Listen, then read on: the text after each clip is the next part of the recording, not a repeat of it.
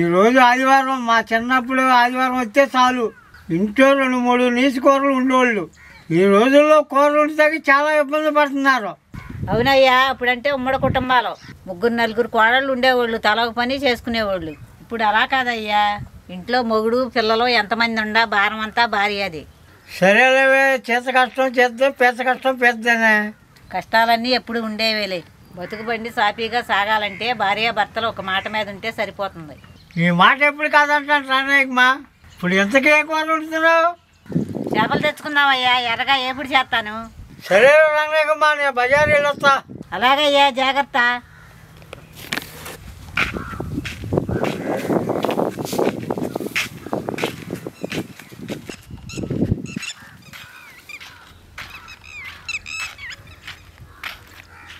రానయ్యమ్మా, ఇగో చేపలు. ఒరే ముదురు చేప అయ్యా, పులుసుకు బాగుంటుంది. సరే కానీ నువ్వు వంట పని చేసుకో, నా చెట్లో పని ఉందా, నేను వెళ్తున్నా.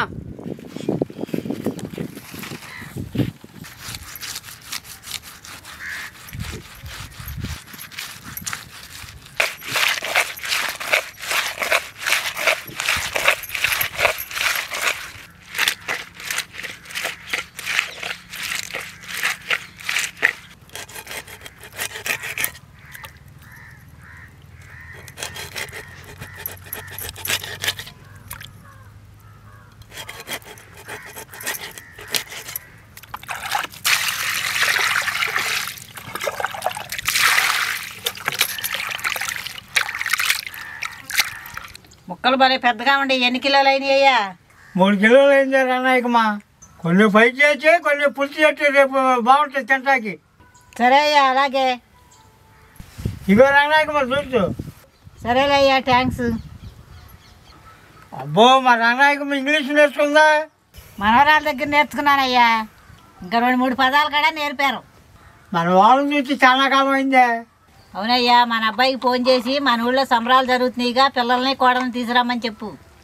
ఆఫీసులో బిజీగా ఉంటాడు, సాయంత్రం చెప్తాడు రానయ్యమ్మా. సరే అయితే.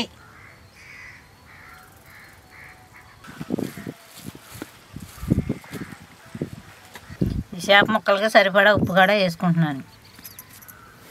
2 చెంచాల కారం, 1/2 చెంచా పసుపు, 1 చెంచాన్నర గరం మసాలా, 1 చెంచా ధనియాల పొడి, 2 చెంచాలు కార్న్ పౌడర్, 2 చెంచాలు అల్లం వెల్లుల్లిపాయ పేస్ట్. ఇందులో కొంచెం ఆయిల్ కూడా వేసుకోవాలి.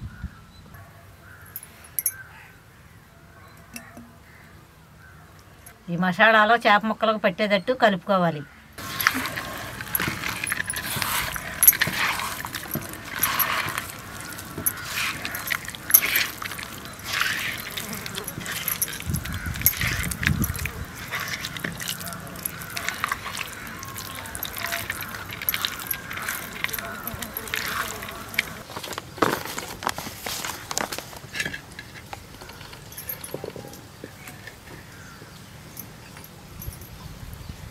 ఆయిలు,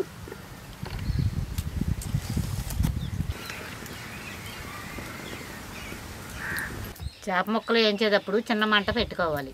పెద్ద మంట పెడితే రంగు మారిద్ది, కానీ లోన మాత్రం ఉడకదు. సన్న మంట మీద నిదానంగా వేయించుకోవాలి. నూనె అయితే కాగింది. ముందుగా చేప ముక్కలకి మసాలా పెట్టుకున్నాం కాబట్టి అది దీంట్లో ఫ్రై చేసుకోవాలి.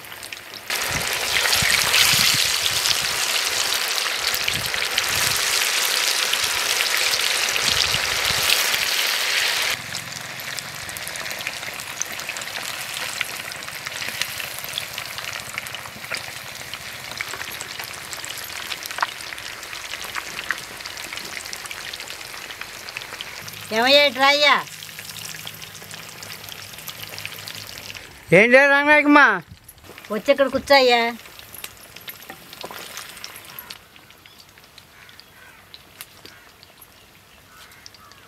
ఏంటి సంబరం ఎప్పుడయ్యా? వచ్చే వారమే సంబరం. అబ్బాయికి ఫోన్ చేసావా? చేశాను ఇందాక.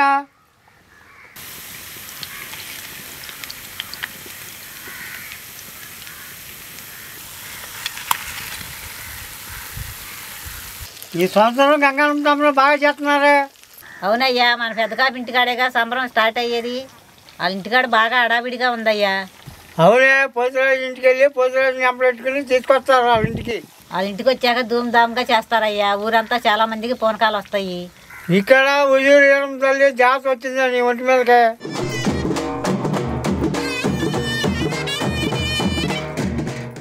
ఏమనయ్యా, నాకు తెలియదుగా. ఊళ్ళో చాలా మందికి పూనకాలు వచ్చినాయి. చాలామంది కోళ్ళు మేకల కాడ మొక్కుకుంటారయ్యా. అవునే, చుట్టుపక్కల ఊరించి కూడా జనాలు వస్తారు. మాటల్లో పడి మర్చిపోయా, చేపల ఫ్రై ఏమైందో ఏమో.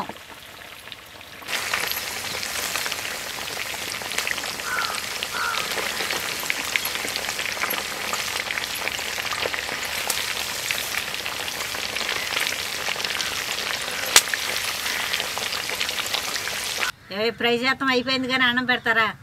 ఆకలిగా లేదు రంగనాయకి, మరి చేపల మొక్కలు ఎట్టుందంట. రాయ్యా, పెడతాను.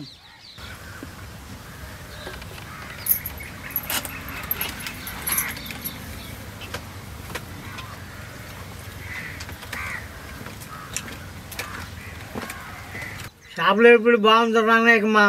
సాయంత్రం రసం పెట్టి చాలా బాగుంటుంది, మంచిదంట. సరేలయ్యా.